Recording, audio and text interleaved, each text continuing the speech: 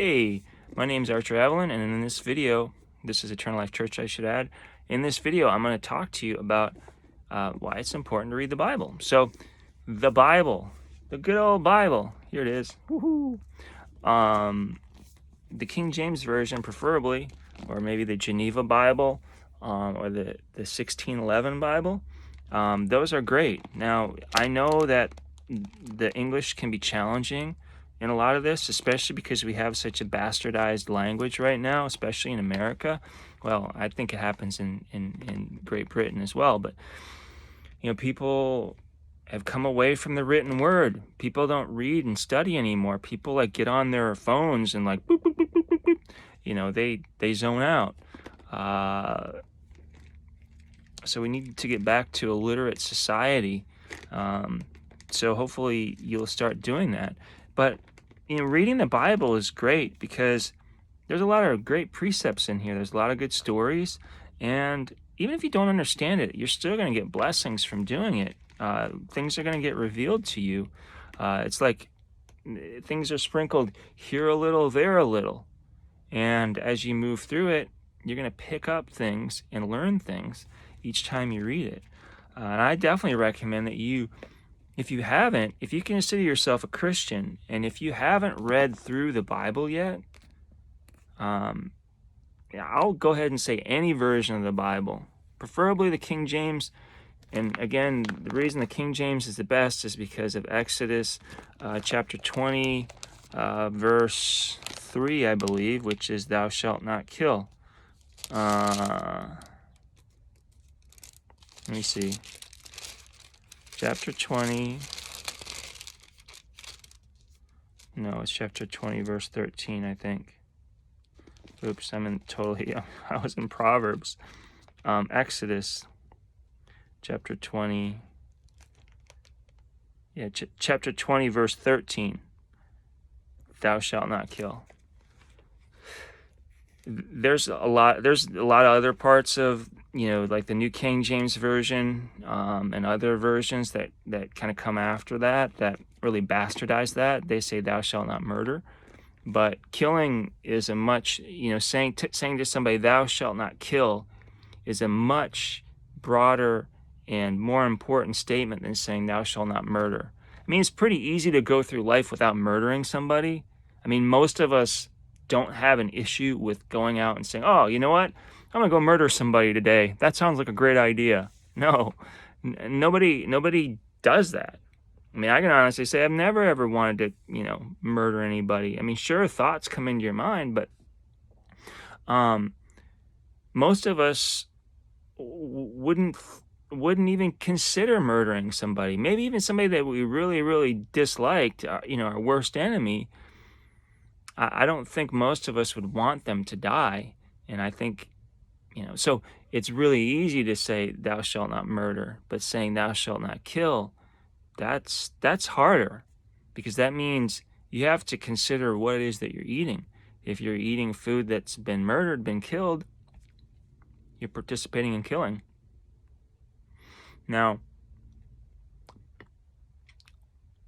so that's why the King James Version is best. It's not perfect.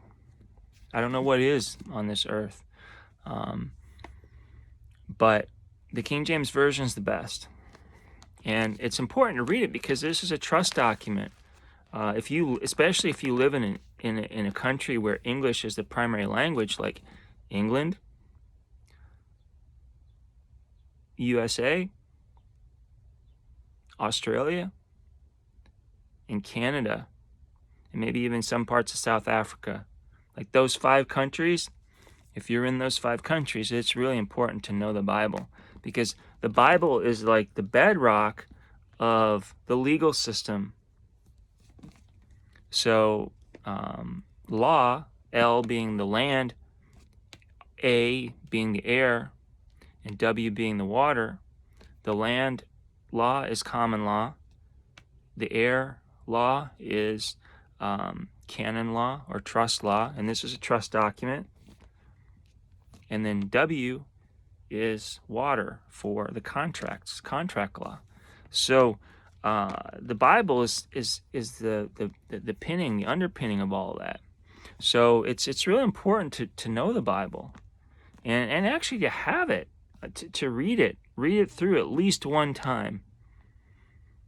You know, if you've at least read through the New King James Version, or like, you know, maybe the American Standard Version, that's good. That's really good. But I highly recommend, if you've never read the Bible and you call yourself a Christian, you should reconsider calling yourself a Christian if you haven't read the Bible. I mean, it's the Christian Bible.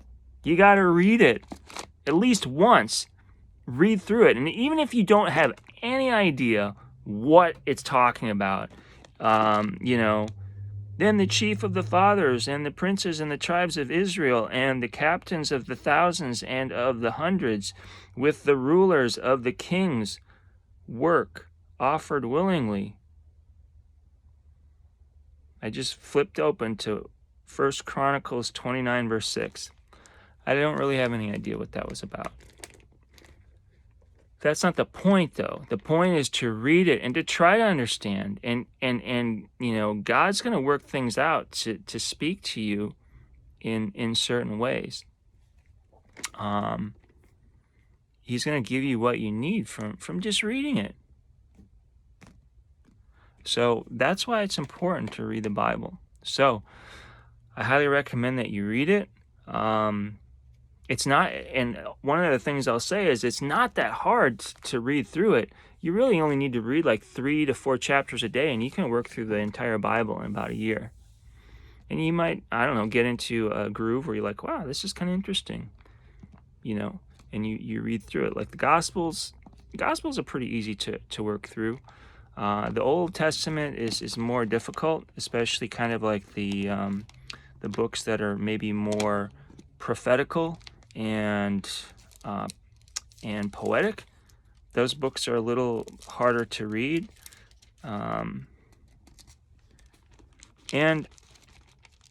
don't let yourself get thrown off by certain things, right? And try to read it, you know, try to look at it from a higher perspective. It's interesting. There's some parts of the Bible that, you know, you pick up from reading it a couple times. Again, you don't have to read through it like one time each year.